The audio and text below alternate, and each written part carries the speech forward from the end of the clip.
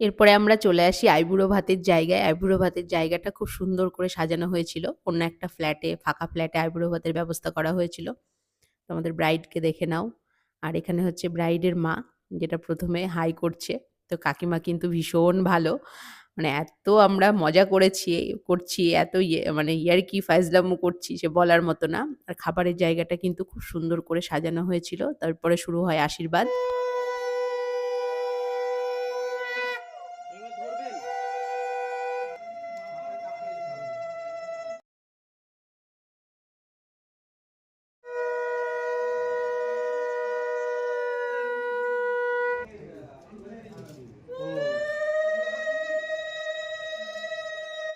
কাকু কাকিমা আশীর্বাদ করার পর অনেকেই আশীর্বাদ করে। তারপরে আমার বর ওকে একটু পায়েস খাইয়ে দেয়।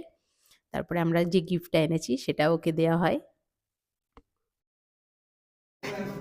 ধন্যবাদ। Thank you Sumi. ও মামা,